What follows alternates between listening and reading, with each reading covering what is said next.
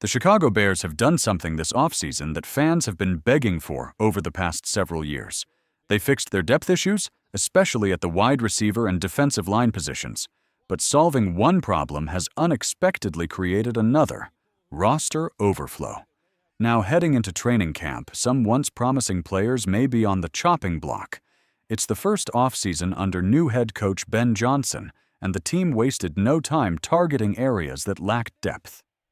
Unlike last year, when injuries exposed the soft underbelly of the roster, this time the front office attacked the draft and free agency with precision. And that aggressive approach? It has put pressure on several existing players, most notably wide receiver Tyler Scott. Just a season ago, Scott was a hopeful contributor, a player with blazing speed and intriguing potential. Now, he's staring down the possibility of not even making the 53-man roster. That's not just speculation, it's based on real competition and real upgrades. The Bears spent serious draft capital on wide receiver Luther Burden III in the early second round, pick number 39 overall. That selection alone raised eyebrows. Not because Burden lacks talent, he's considered a future star, but because of what it means for players like Scott, who are now fighting for their lives in one of the deepest receiver rooms the Bears have had in years. Add in names like Devin Duvernay, Miles Boykin, and Olamide Zaccheaus, who are all strong special teams contributors, and suddenly Tyler Scott is the odd man out. Scott doesn't provide much on special teams, which is often the deciding factor for backup wideouts when roster cuts roll around. Let's be honest, even the best-case scenario for Scott at this point is a deep reserve role. But the numbers don't favor him. The Bears are likely to keep 6 wide receivers, and when you look at who's already ahead of him, DJ Moore, Keenan Allen, Rome Odunze, Luther Burden, Duvernay, and Zaccheaus, Scott may not even crack the top 6. Yes, he's still fast. Yes, he's young, just 24.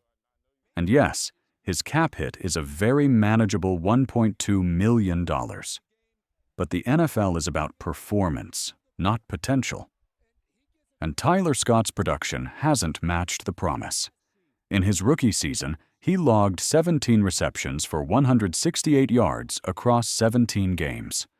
But in 2024, that number dropped to a single catch for 5 yards. His snap counts tell the story. He went from 439 offensive snaps to just 20. That's not just a step back. It's a free fall. Even special teams usage dipped from 55 to 35 snaps.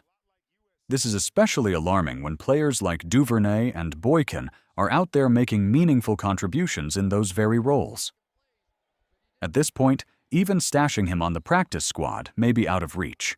NFL insiders have noted that Scott has continued to struggle tracking the ball, something painfully clear during a costly drop against the Detroit Lions last year. It was a game the Bears should have won, and many point to Scott's failed reception as the turning point. He was once seen as a sleeper pick. Now, under a new coaching regime that didn't draft him, he's rapidly losing ground. But it's not just Tyler Scott who's on thin ice.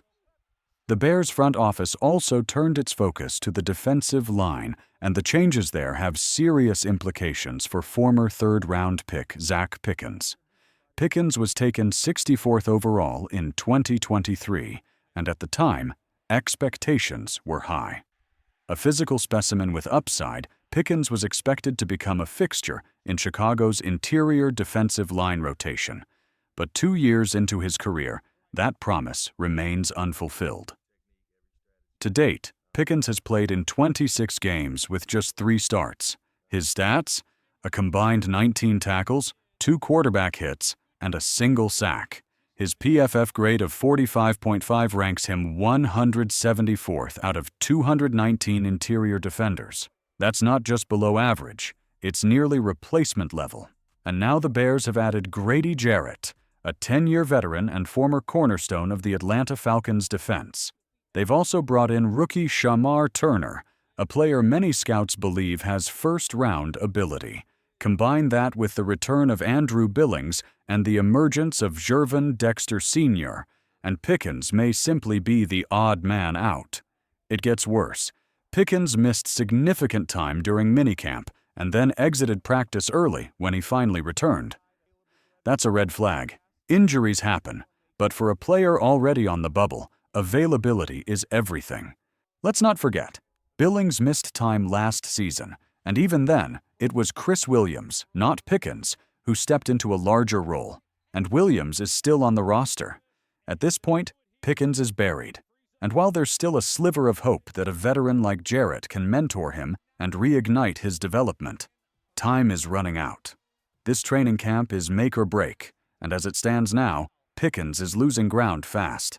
If the Bears choose to move on, they'll be cutting ties with a player who still has 2 years left on a $5.8 million rookie contract. That's not a small number, but it may be a necessary sacrifice if others are clearly outperforming him. Let's take a moment for all Bears fans watching this. Before we dive into our final section, make sure you hit that subscribe button, give this video a like, and click the bell icon so you never miss breaking Bears updates, training camp battles, and roster surprises. We've got you covered every single day. Now, let's wrap this up with another potential cut you didn't see coming.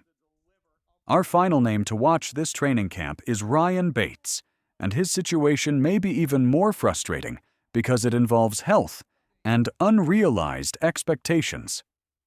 Let's go back a bit. Ryan Poles was clearly infatuated with Bates.